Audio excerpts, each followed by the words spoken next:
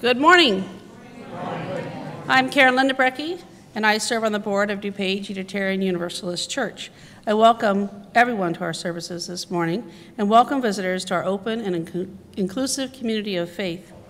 As Unitarian Universalists, we hold that there are many spiritual paths to truth and to meaning, and we support one another as we each explore these paths. I would like to especially welcome our guests and welcome again those who have visited us before. Visitors, it is the custom of our congregation to invite you to stand and give your name and where you are from, if you feel comfortable in doing so. Are there any visitors who would like to introduce themselves this morning?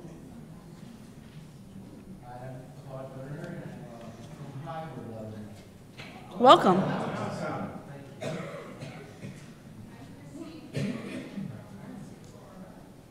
Welcome.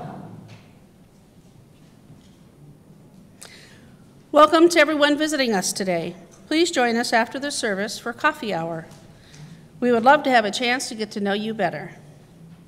Our minister, Reverend Tom Capo, and our congregational life coordinator, Mary Law, and all of our members are eager to meet you. Please feel free to approach anyone with a green cup with any questions you may have. Our services can be heard outside the glass doors at the back of the sanctuary, should anyone feel the need to leave for any reason.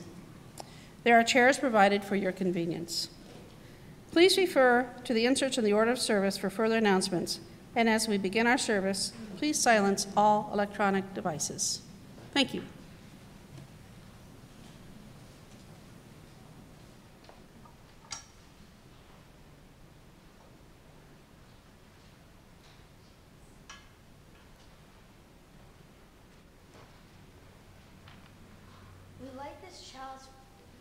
We light this chalice for our first principle, and that is that we believe that each person is important.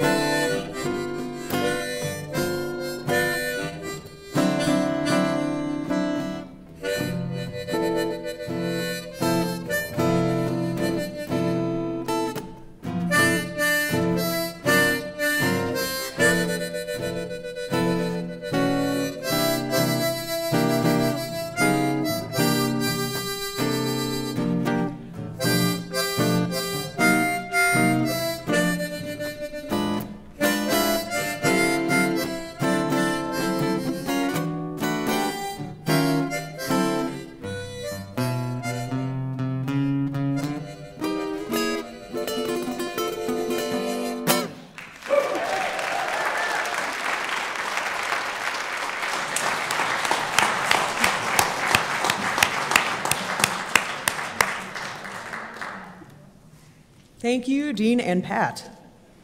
I think as board co-president, I should have the power to compel them to play every week. I don't think that's in our Constitution, but I think I'm going to add it.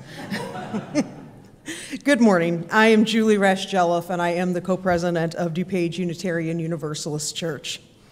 Today, we will be talking about classism. I want to share this blog post with you. The author, Jennifer Ball, is one of my favorite bloggers, and she generously gave me permission to share this post with you. There's a food drive happening at the school where I work. Several bins have been set up throughout the hallways with cute kid-decorated signs that implore us to scare hunger and donate non-perishables for the local food shelf. We have some swanky grocery shoppers at our school. The bins are filled with fancy food stuff, lots of organic offerings, and some deviations from the standard mac and cheese and boxes of spaghetti. There's rice pasta, artichoke hearts packed in seasoned oil, gluten-free crackers, olive tapenade, and quinoa. I look at those bins like Sylvester looked at Tweety Bird. I look at the food as I walk by, checking out the bins. One of the women who helped organize the drive was in the hallway, and I called out to her, "Wow, look at all of this awesomeness," or something similarly enlightening. She beamed and said, "I know, the parents at this school are amazing." As she was saying this, another woman happened by. She smiled at us and said, "Too bad they won't know what to do with most of it." It was one of those moments in life when your ears hear something but your brain can't quite process it. I was fairly certain I just heard her say what I thought I'd heard her say, but it didn't really sink in. It floated there like a film of rainbow-hued oil over a puddle in the street. I spoke up while she was still within earshot. "What do you mean?" I wanted to know.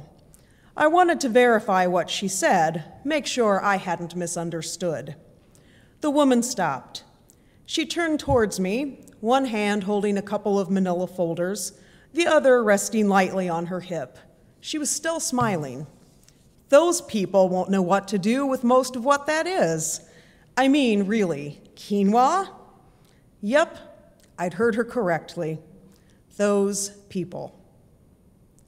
The last time I got groceries at our local food shelf was this past February, 8 months ago. The long overdue child support from my ex kicked in later that month, and although it wasn't much, it made the difference between being able to buy groceries and having to get them from a food shelf. For that, I'm grateful. Those people. I can still remember the first time I visited the food shelf. I had driven by so many times, trying to work up the courage to pull into the parking lot.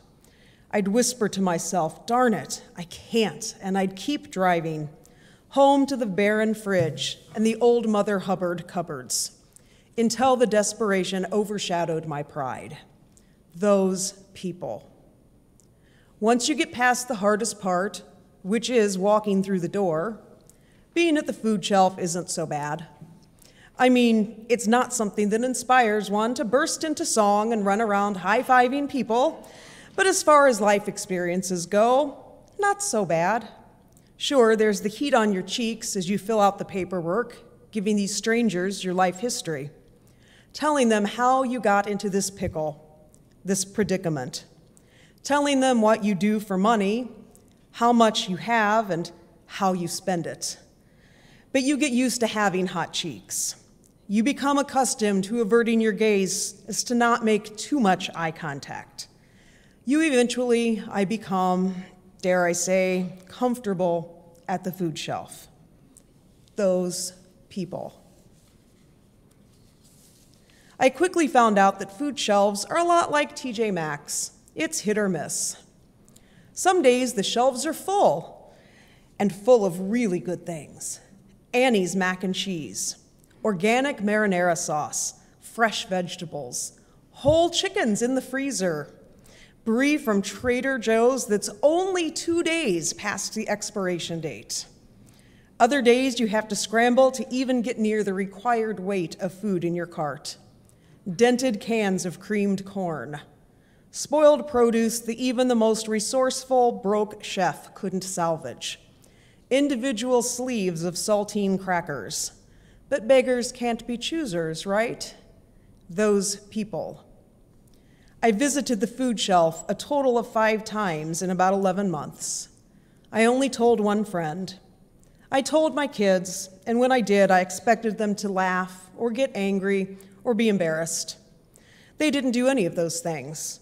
They helped me put the groceries away, and they did so quietly, not saying much other than the occasional exclamation of "yum" or "gross." I can recall for you on command most of the meals I made with food shelf goodies. Oven-roasted chicken with quartered rosemary potatoes, turkey chili, French toast, more mac and cheese than I care to admit.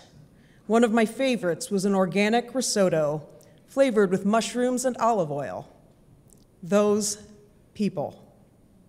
I wanted to walk up to that woman in the hallway and smack the folders out of her hand. I wanted to grab her by the shoulders and shake her as I got up in her face and yell at her, "You don't know how it feels to walk into one of those places and be one of those people. You've never had to swallow your pride and admit that you need a hand. You've never looked at your kids and had to hide your tears because you had no idea how you were going to feed them. You know what? Those people will be grateful to see this food. They'll be saying silent prayers as they box that stuff up and bring it home and make it for their families. And they will never forget how it felt to be so thankful for something as simple as food." I wanted to say that, but I didn't. Instead, all I could muster was, "I like quinoa." To which she replied, "Well, yes, of course. You're not one of those people." If only she knew.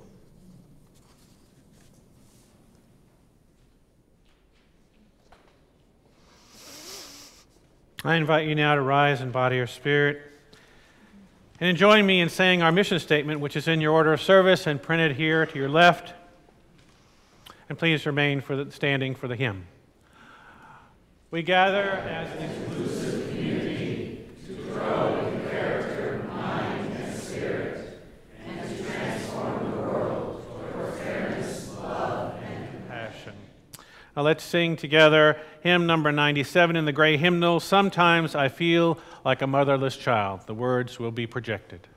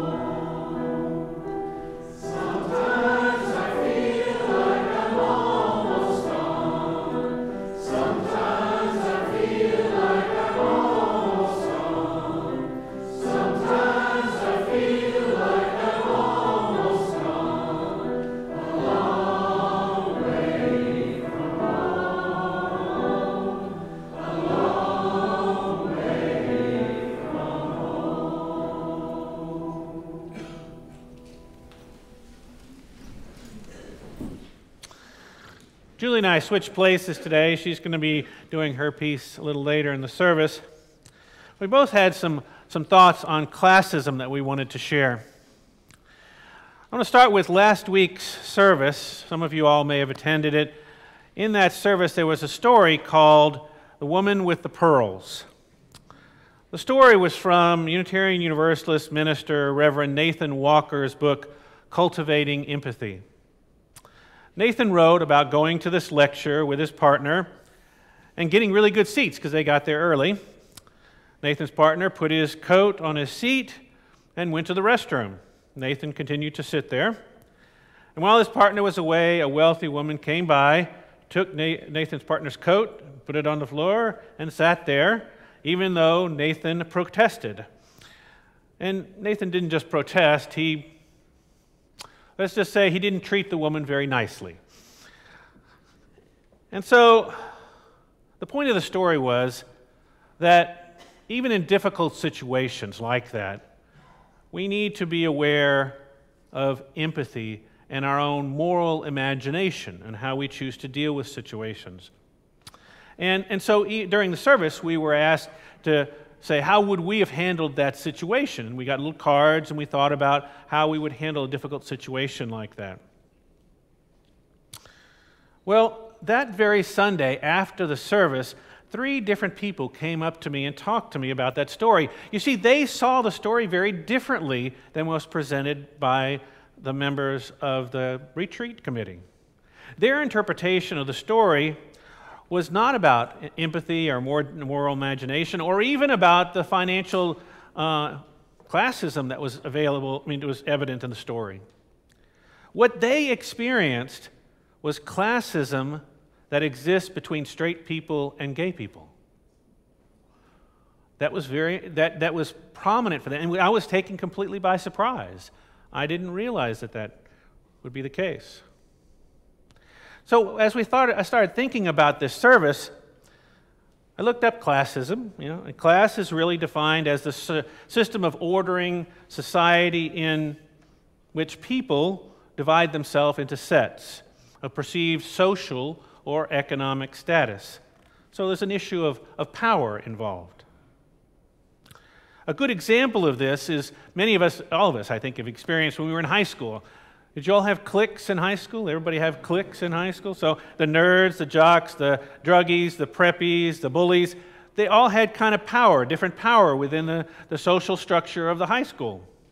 I was part of the pseudo-intellectuals.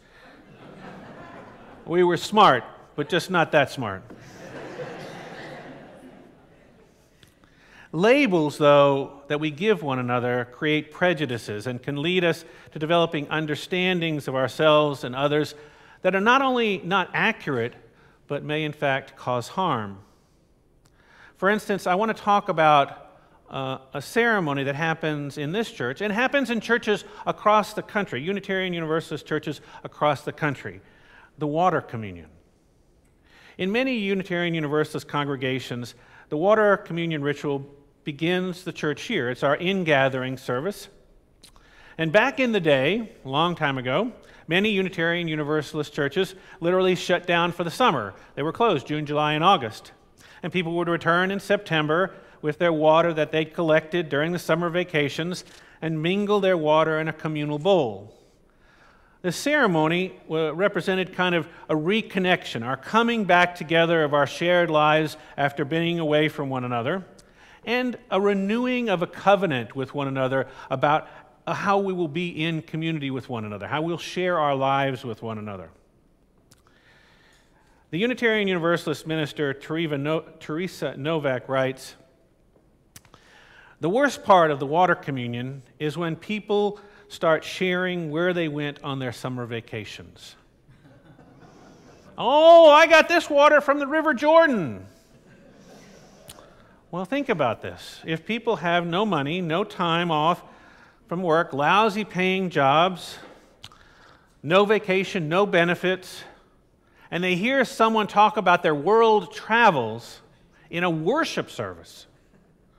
Now the minister, she goes on, the minister or a worship leader who would say, this water came from my backyard to kind of prime the pump for people to talk about other things. But invariably somebody would get up and talk about I got this water on the beach in Tahiti. And so the water communion, as it was practiced in many of our churches, is elitist and classist. Now, some vacation stories are obviously okay in coffee hour, and people talk about them, but not in a worship service. We have to get over the assumption that some of us, maybe all of us, maybe some of us, are of a certain class. Many of us might think that we're all upper middle class in this congregation. But the thing is, that's not true. Never was true. There are poor and working class people in every Unitarian Universalist congregation. But many of them are quiet because they're ashamed or afraid. They don't want to be rejected. And to be frank, those people might come into our services, particularly a water communion, and maybe not feel as welcomed. So you might wonder, me, when I first started here at this church, why I changed the water communion. You know, now we just say 6 words during the water communion. And my hope is that during using those 6 words, that we discuss not vacation spots, but something about what happened, what transformation, what growth happened for you during that time when you were away during the summer. We all have those experiences, and that's really the opportunity to share some of that transformation with this, your faith community. Now, there's been some pushback in Unitarian Universalist circles. It started in a General Assembly in 2016. Now, General Assembly, for those of you who don't know, is our annual denominational meeting. The frustration that I heard voiced starting a couple of years ago is that people are beginning to feel that it's hard to say anything to anyone without hurting someone else's feelings or causing some kind of microaggression by marginalizing some group or another. You know, our first principle says that we affirm and promote the worth and dignity of every person. And we continue to try to do this here in this congregation, Unitarian Universalism, to the best of our ability and to the best of our awareness. But here's the thing. It's just not that easy to do. For instance, in our Western society, we tend to equate personal wealth with personal worth. We tend to equate the trappings of financial privilege, the things, with respect, with personal dignity, when true worth and dignity really have nothing to do with financial wealth or personal privilege. We've all been beset in our culture by these interpretations of a world around which many of us have worked, have heard from our employers, have heard from other people, have heard from television, that worth and financial success equate. But we try to see the world with different eyes, recognizing the fallacy of this. Trying to see instead the inherent worth and dignity of every person, regardless of circumstance or disability or sexual orientation or anything. All the things that create class in our culture. Despite all the work that we do and continue to do to promote the worth and dignity of every person, it is really in our conversations with one another that we can grow. It's also in our conversations and interactions with each other that we make mistakes. It's from the mistakes, though, that we make in loving dialogue, when we practice deep listening, that we learn about those mistakes. We learn how what we say and do affects others, and how it feels for that person when they get hurt or marginalized. And after each of those teachable moments, which are awkward and uncomfortable, we learn, hopefully, to change something. And we begin that relationship again in love. And each time this happens, we come closer and closer to living our first principle. Now, the Unitarian Universalist Association has been looking at this issue of class. And in 2017, they wrote a book called Class Action, The Struggle with Class and Unitarian Universalism. And one of the recommendations that they make in the book is that congregations intentionally deal with issues of class, that they create structures and processes that intentionally create opportunities for class inclusion and class equality. And this means lifting up leaders into positions, people that have a heart for service, without regard for socioeconomic class or any class difference. We need everyone's perspective as we make decisions in this church. And that might mean that we might try to provide transportation for those who have difficulty getting to meetings, or provide childcare for those who can't afford childcare. Or it might mean even having a translator for someone, or a signer. It will mean a little thinking and acting outside the box to be inclusive. How many of you have been to General Assembly, our yearly denominational meeting? Oh, quite a few. It's pricey.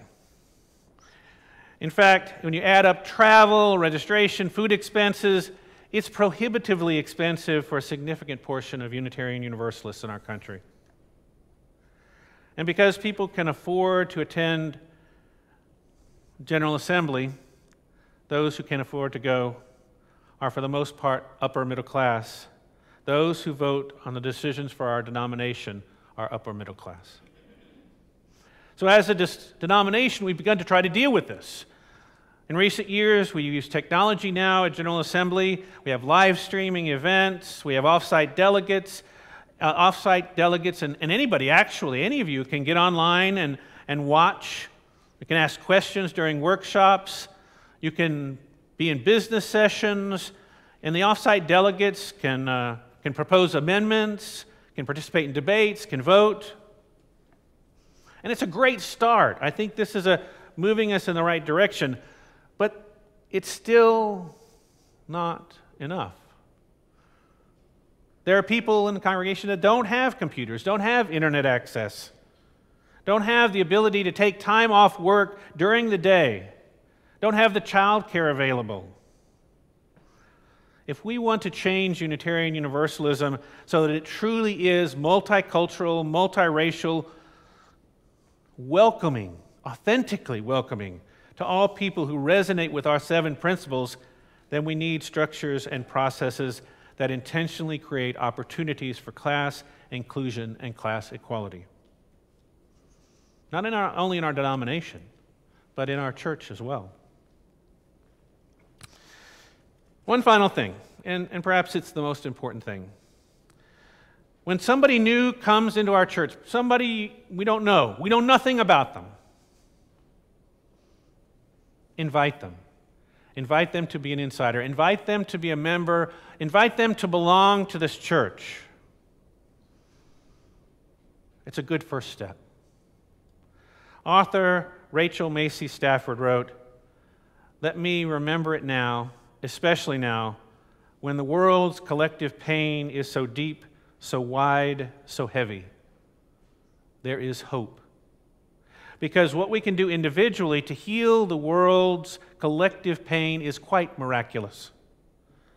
We can half the pain by being one person's person. With one invitation, we can take someone from outsider to insider, from outcast to beloved member, from unknown neighbor to coffee companion. Never underestimate the power you hold as one person to save another person's life. Come and join us. Say with a smile when you meet somebody you've never met before who walks into the walls of this church, and the recipient will sigh with relief, angst gone immediately, a world of pain cut in half. One person can do that. So my friends, invite someone into conversation. Ask them about themselves without judging their circumstances, and tell them they are welcomed here. This is what we aspire to as a Unitarian Universalist congregation, to affirm and promote each other's inherent worth and dignity. And in so doing, we say to one another, you belong here. And in so doing, we lessen the world's collective pain in half.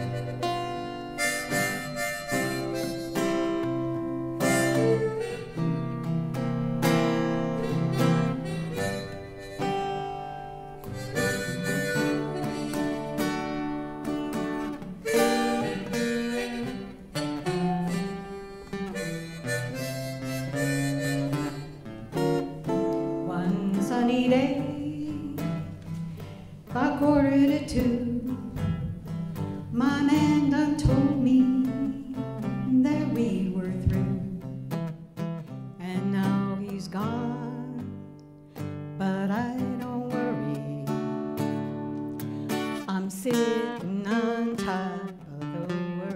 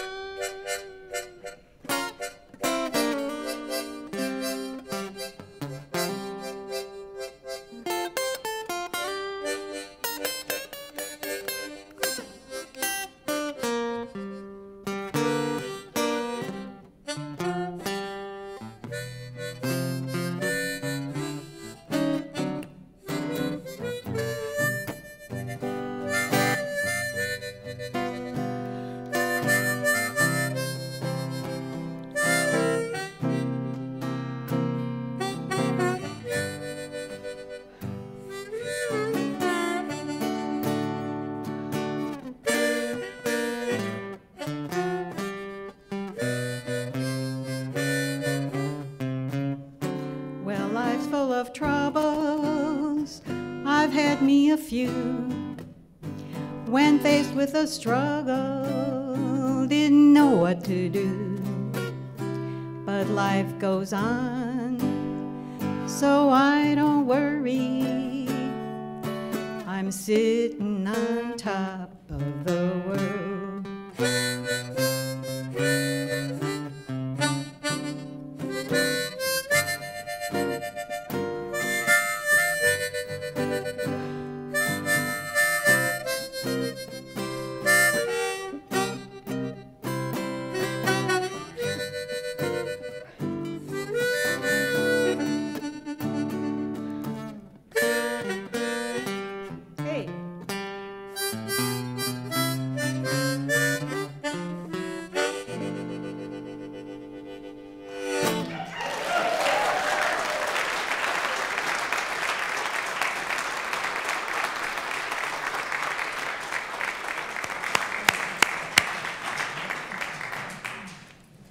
Okay, forget about a constitutional amendment. I'm just going to write an executive order. Seems to work lately in this country.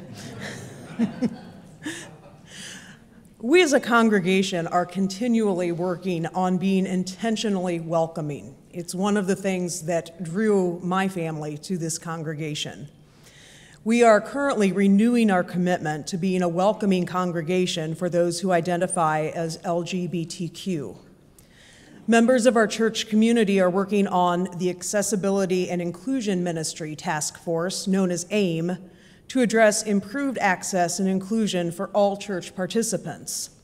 Our beloved Conversations group, who have worked together since August, have focused on racial justice and racial equality.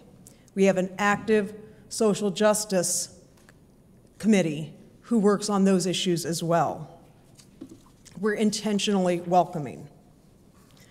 There are times, though, when I think that we are unwelcoming, and that's when it comes to the issue of class. I'm afraid we can unintentionally make our congregants and visitors who are lacking wealth feel unwelcomed. For example, there are some phrases and some things that I've heard in our church during my time as a member that I'm going to share with you. I don't know if I can take coffee into the new sanctuary yet, but I need it. If I spill it, oh well, I'll just write a check to buy a new chair. They're only $200. I build my entire social calendar for the year at the auction with all of the parties and events. I spend a fortune, but it's the best way to get to know everyone. We're having a potluck. Everybody needs to bring a dish to share. Give more money. No, really, we need more money. Really, we need more money. Just $1 a week more. Okay, maybe $2 a week more. Did those statements make you uncomfortable? If you have a comfortable amount of disposable income, if you have easy access to food, if you have a job with steady, set hours, you probably felt fine. Honestly, nothing I wrote gave me pause when I first wrote it. I felt okay. Okay, maybe the line about the coffee seemed a bit excessive simply because I don't like coffee and I'm not going to pay $200 to spill it. And really, there was nothing overtly wrong with anything that I said. There was nothing vile. There was nothing racist or homophobic. There was nothing intended to exclude anyone with disabilities. But if I step back and I step away from my relative privilege, then wow. If you're sitting in the congregation and you get an ask for an additional $104 a year at $2 a week, and that's more than half of your weekly paycheck, how does that feel? If you're unemployed and $104 is more than you could dream of contributing at all, let alone making that an increase, do you still feel welcomed here? If you aren't food secure and you want to come to a potluck, but you can't bring a dish to share, what do? What if you or a family member has a food allergy and the ingredients for something that you can all eat are really expensive, so you can't afford to make a big dish to share? You can only feed the members of your family. What if you are a lower income congregant and you want to participate more in the daily life of the church, but you don't have access to a reliable vehicle? There's no bus that runs directly to our church. A taxi or an Uber would very quickly become cost prohibitive. Or what if you are a member who wants to serve on a committee? They all meet in the evening. What if you work shift work, so you can't attend? What if you have childcare needs and you can't afford a sitter? Sure, you can bring your kids, but what if they're young and they can't be up too late?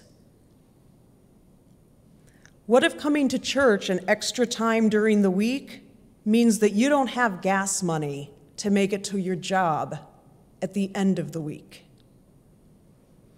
How can we as a congregation make it easier and attainable for all members to participate regardless of their class status?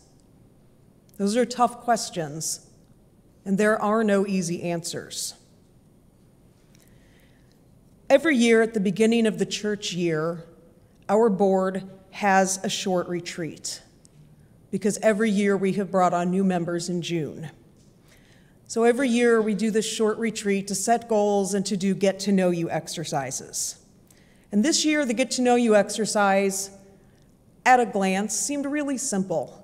We were to share things about ourselves, with the end goal being that we would come up with a list of things we all had in common. So we started out in very small groups, and then we ended up sharing as a whole board, and we listed things that we had in common. It was a great exercise. We learned a lot about each other. And it said a lot about the amount of relative privilege of those sitting on the board. There was one member absent that day, but out of the rest of us, we learned that we all have college degrees, or we are working on a college degree. Many of us have more than one college degree. We have all traveled outside of the United States. All but 2 of us have been to Europe. A love of travel was one of the things we listed as having in common. You'll also be pleased to know that a love of learning was another thing we all have in common. As a co-president, I am very happy with our board. We work well together, we listen to each other, we respect one another. That love of learning means that when an issue comes up, we research it. As good UUs, we probably over-research it because we love to learn and we love details. But we research things, we don't make decisions in haste. We research, we learn, and I think that that's great about us. I worry, though, about the fact that so many of us bring the same perspective to the table. We have shared commonalities of relative privilege. Work schedules or retirement schedules allow us to attend weeknight evening meetings, even if that means calling in via video call from a job assignment out of town. Relative financial comfort means that we can all make an extra trip out to church during the week. Flexibility in schedules and the relative financial comfort means that we can call an occasional emergency board meeting. And no one has said to me, I can't afford to drive there. I can't afford the extra trip. Everyone on the board has access to email. Everyone on the board has a cell phone. If I need to reach board members, or if Dave, as my co-president, needs to reach board members, by email we can do that in a matter of hours. By cell phone we can do that instantly. But what if that has unintentionally become the standard for leadership in our church, or the standard for active participation? Because one of the other things that I've heard in my years as a member here is a statement from more than one person that runs along the lines of, my financial situation has improved, I can be more active now. And what a telling statement that is. My financial situation has improved, now I can be active in my church community. How many potential leaders might we be losing because they see leadership as something only the privileged can do? And if so, how do we work to fix that as a congregation? I don't think the UUA has a program for that. I don't think we're going to find a curriculum for becoming a welcoming congregation for people with less wealth. I know in my heart that none of us would ever intentionally make someone feel like those people. Let's all work together to add another layer of intentional welcome to our church home.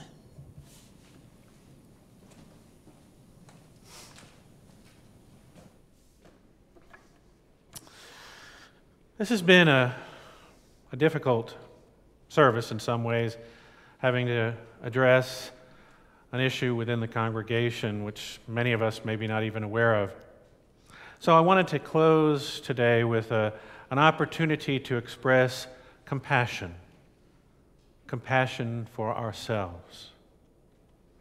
This is not something many of us actually do. We're capable of expressing compassion to others, especially those in pain, suffering, people who are treating as if they were invisible. But we're less capable of giving ourselves a little compassion. Say, when we treat someone poorly and feel guilty or ashamed, or when someone marginalizes us or hurts us in some way, and we feel sad or angry, we need to offer a little compassion to ourselves. During this time of prayer or meditation, I'm going to ask you to bring to awareness a negative, hurtful experience that could be soothed by the gift of compassion, self-compassion. Now, this is an invitation. You will make the choice whether to accept this invitation or not. Either way is really okay. Those who prefer not to participate, just sit quietly and breathe comfortably. You're offered a little time for rest during this meditation. So those who wish to participate, I invite you now into a time of prayer or meditation. Each of us has our own way of entering that space. You might sit up straight or put your feet flat, take a deep, slow breath. Settle yourself, perhaps let your eyelids rest closed.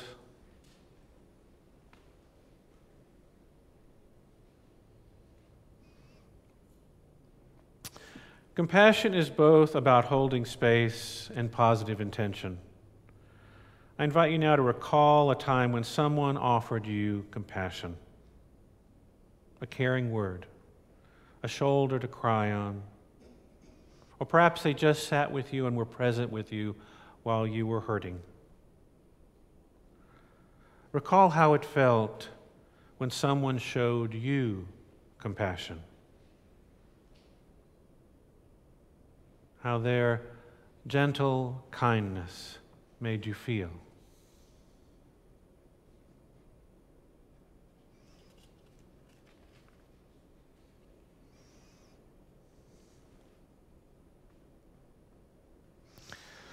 Hold on to that feeling. Remember it. Now allow yourself to recall something that feels painful or a little unresolved. Doesn't have to be anything big. Let that memory come into your heart and mind. And just hold the space within yourself as you remember and feel. What you're doing right now is giving yourself a gift. Just allowing yourself to feel and kind of emotionally holding yourself, as if someone were hugging you or holding your hand. Gently hold yourself. Be present with that hurt part of yourself as you would someone else who was hurting. Just let yourself be kind to yourself. And above all, do not judge yourself about that hurt or that pain.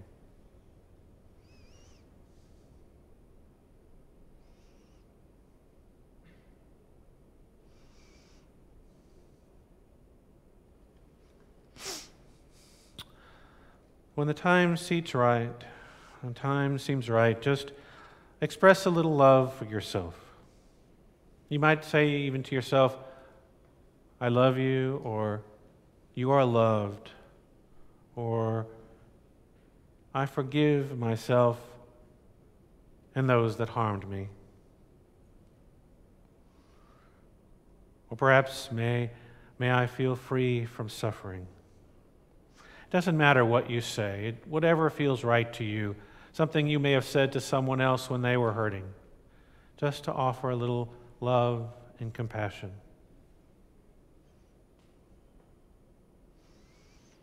And just sit with that for a while.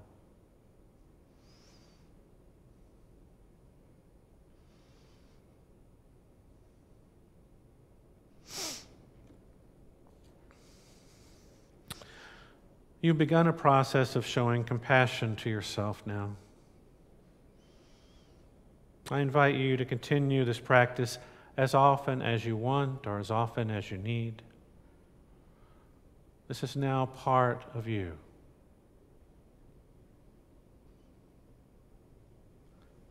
Blessed be.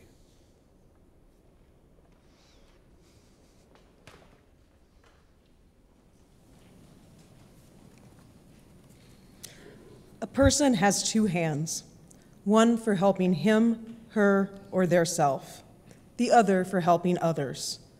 The offering for the work of this church will now be given and received.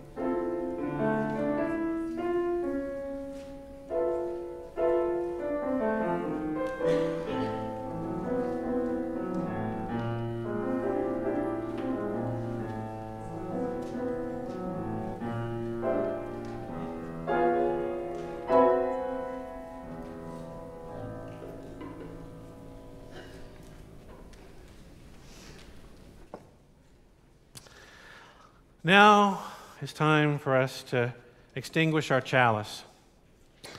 But let us carry its flame in our heart, living into our first principle, that we affirm and promote the inherent worth and dignity of every person. Now, I invite you to rise in body or spirit, and we're going to try to sing this new song. So, beautiful words by Emily Dickinson. So give it your best shot.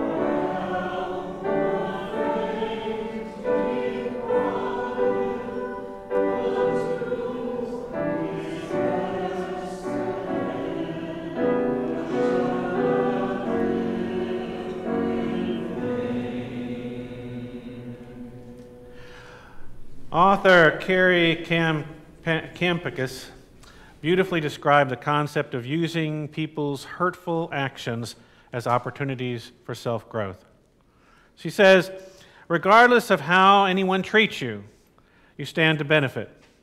While some people treat you the way you do not want to be treated, others treat you the way you do want to be treated. It's the people who teach you how you don't want to be that provide some of the most lasting and memorable lessons on social graces, on human dignity, and on the importance of acting with integrity.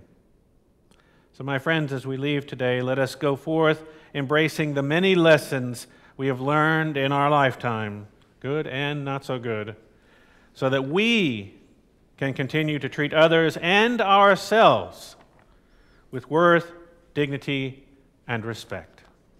So may it always be. Now I invite you to turn around and greet one another, especially those you don't know. Let us share the love of this community with one another.